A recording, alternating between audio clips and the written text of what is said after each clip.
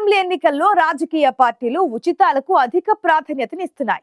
ముఖ్యంగా ఆప్, కాంగ్రెస్, బీజేపీలు మహిళా ఓటర్ల మద్దతును కూడగట్టుకునేందుకు కొత్త పథకాలు తీసుకొస్తున్నాయి.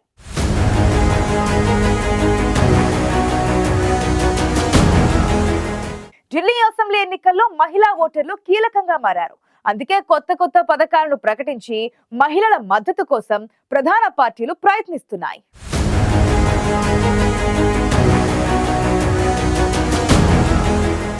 ఢిల్లీ అసెంబ్లీ ఎన్నికలకు సమయం దగ్గర పడుతున్న కొద్దీ రాజకీయ పార్టీలో టెన్షన్ పెరుగుతోంది.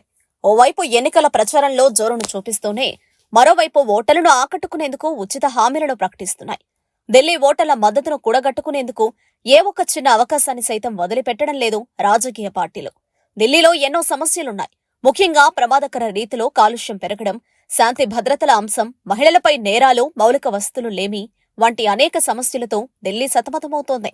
అయితే ఎన్నికల్లో ప్రధాన సమస్యలను గాలికొదిలేసి ఉచితాలు, ఇతర హామీలు ఇస్తూ ఓటర్ల మద్దతు కోసం పార్టీలు చేసే ప్రయత్నాలు అంతా ఇంత కాదు.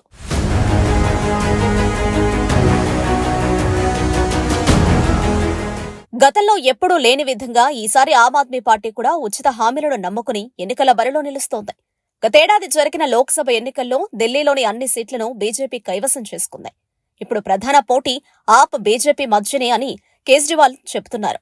ఇలాంటి పరిస్థితుల్లో బీజేపీని ఎదుర్కొనేందుకు ఉచిత హామీలను నమ్ముకుని అసెంబ్లీ సమరంలో నిలుస్తోంది ఆప్. అయితే ఆప్ అగ్రనేతలపై అవినీతి కేసుల మరకపడింది. కేంద్ర ప్రభుత్వ వేధింపుల్లో భాగంగా ఆ కేసులు అని చెబుతూనే ఉచిత హామీలతో ప్రజలకు చేరువయ్యేందుకు ఆప్ తీవ్రంగా ప్రయత్నిస్తోంది.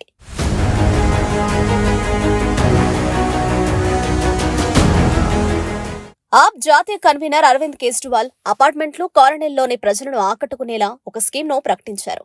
సెక్యూరిటీ గార్డులను నియమించుకునేందుకు రెసిడెన్షియల్ వెల్ఫేర్ అసోసియేషన్లకు ఆర్థిక సహాయం అందిస్తామని కేజ్రీవాల్ ప్రకటించారు.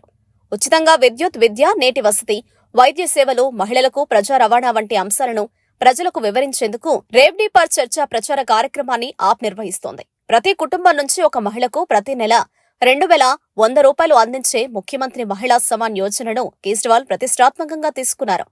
ప్రభుత్వ, ప్రైవేటు ఆసుపత్రుల్లో సీనియర్ సిటిజన్లకు ఉచిత వైద్యాన్ని అందించే సంజీవని యోజనను కేజ్రీవాల్ ప్రకటించారు. అపార్ట్మెంట్లు, కాలనీల్లోని ప్రజలను ఆకట్టుకునేలా ఒక స్కీమ్ను కేజ్రీవాల్ ప్రకటించారు.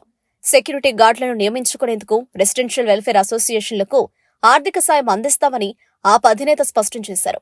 ప్రభుత్వ, ప్రైవేటు ఆసుపత్రుల్లో సీనియర్ సిటిజన్లకు ఉచిత వైద్యాన్ని అందించే సంజీవని యోజనను కేజ్రీవాల్ ప్రకటించారు.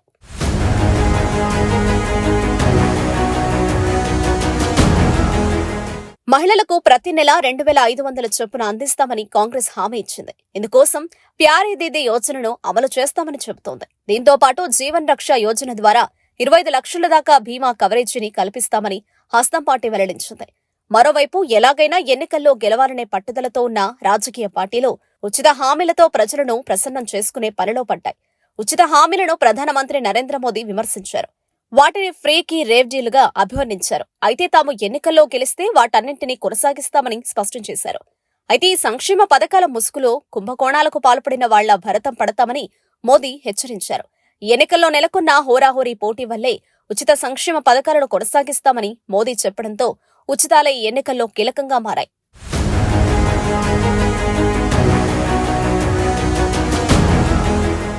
ఈసారి ఢిల్లీ అసెంబ్లీ ఎన్నికల్లో మహిళా ఓటర్లు కీలకంగా మారారు. వారు మొగ్గు చూపే పార్టీకే విజయావకాశాలు పెరుగుతాయని రాజకీయ పండితులు విశ్లేషిస్తున్నారు.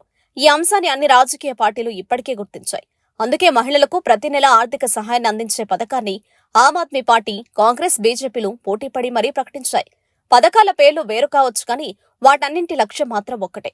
తమకు నెలవారీ ఆర్థిక సాయాన్ని అందించేందుకు అన్ని పార్టీలు సిద్ధమైనప్పటికీ ఏ పార్టీని మహిళలు విశ్వసించబోతున్నారు అనే దానిపై సస్పెన్స్ నెలకొంది.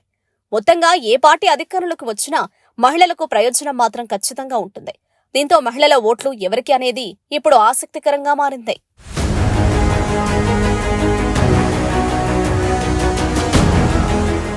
ఢిల్లీ అసెంబ్లీ ఎన్నికల్లో కీలకంగా ఉన్న మహిళా ఓటర్ల మద్దతును కూడగట్టుకునేందుకు రాజకీయ పార్టీలు వారి కోసం ప్రత్యేక పథకాలను ప్రకటిస్తున్నాయి. మరి మహిళా ఓటర్ల మద్దతు ఎవరికి దక్కుతుందనేది చూడాలి మరి.